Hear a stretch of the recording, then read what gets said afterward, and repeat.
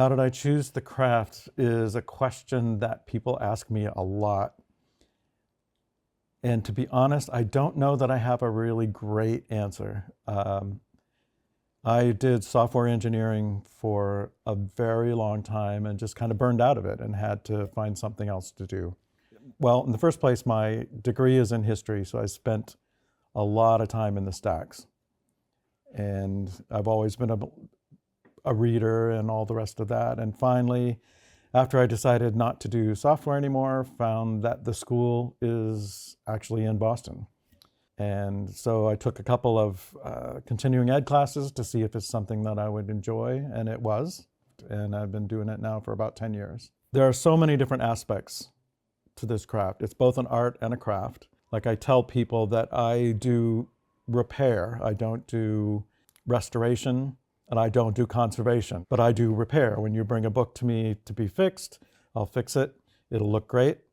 It'll work perfectly when you get it back and like that, but it may not look exactly like it did when it was new, but it'll be a perfectly functional book. Then as far as new things go, there is a field called design bindings, which is the more artistic aspect. That does have influences. There are people who work in gold, there are people who work in leather, and there are others spread around the country who do some pretty amazing things. The types of books that I repair, that's all over the map. There are people who bring in family heirlooms. For example, I have one or two over there that are like the old Golden Key children's books that have just fallen apart, but it was theirs when they were a little kid, 40, 50 years ago that they want fixed. I do a tremendous number of Bibles. Often they'll have notes in them over time that they don't want to lose. This book here is a book I'm repairing for the city. Structurally, this is called a springback. But this is for one of the city cemeteries. This is a cemetery plot book. This is number 4 of 6, which I think goes from 1923 to 1948.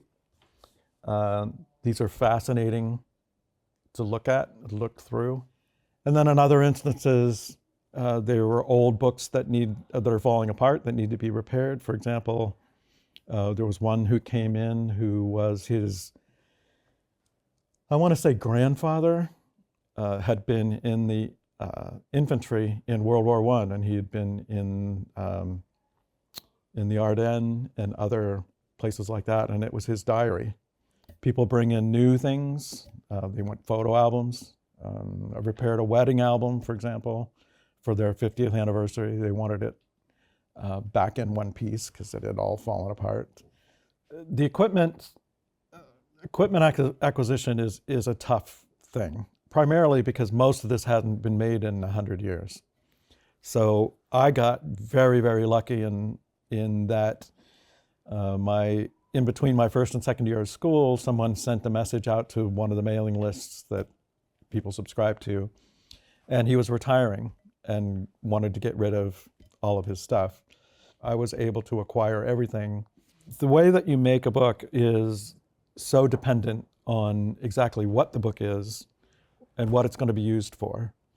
There are different types of bindings for books that are going to be written in, like a journal, for example, or this one, which is a ledger, or versus like this, which is Tennyson, and this one's meant to be read.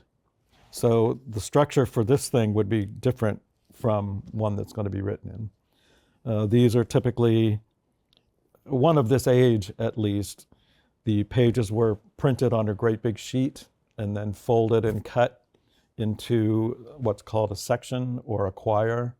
And then through the main fold on the spine, it's sewn, and they're sewn together. Sometimes they're just sewn together. Sometimes they're sewn together on tapes like this. Sometimes they're sewn together on cords. And if it's done on that sort of thing, that will end up, when you finally cover it, you'll see it will give you a raised band, if you can see this.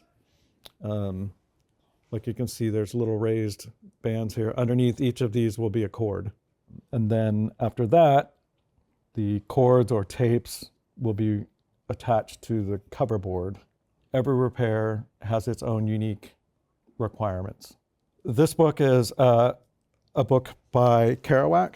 This was done, this Merrimack Repertory Theater did a play based on this book. This is a book that Kerouac did not finish because he lost it in the back of a cab. And then it turned up at auction in 1984. So I took that book for exhibition at the at Merrimack Rep. But this is goat leather with black leather onlays. And then this one is one that I did for an exhibition that is The Theory of Relativity. This is done in goat leather with parchment and gold accents. And it's also done with graphite edges and then the relativity on the inside. The state of the bookbinding craft, there are many parts to that. The art is going strong. If you look out at some of the exhibitions, which you can find locally, you can find them either sometimes at the Boston Public Library, for example, sometimes at the Boston Athenaeum will have examples. The number of people doing it is dwindling. They're aging out. It's an older thing. A lot of people who go to school for this tend to go work for an institution. They don't go into retail like this. They'll sometimes do art on their own, but they will tend to go to an institution. They'll work for Harvard, they'll work for the BPL, or they'll work for the Athenaeum, or NEDCC in Andover, or something like that. Because I have to admit, it's hard to make a living. It's very hard. And a lot of people just aren't up to that. Like I said earlier, I ran a software company for 30 some years. I know how to run a business. A lot of people don't. And when you come down to like doing taxes or, you know, hiring people or doing just businessy things, it's not something a lot of people are interested in, and I honestly can't blame them. Yeah, if people are interested in either new art or repairs, I mean, people have all kinds of interests. Probably one of the best places to look, honestly, I hate to say it, is Instagram. And the best way to do that is to find one and then look at those hashtags, and that will send you to all of the others.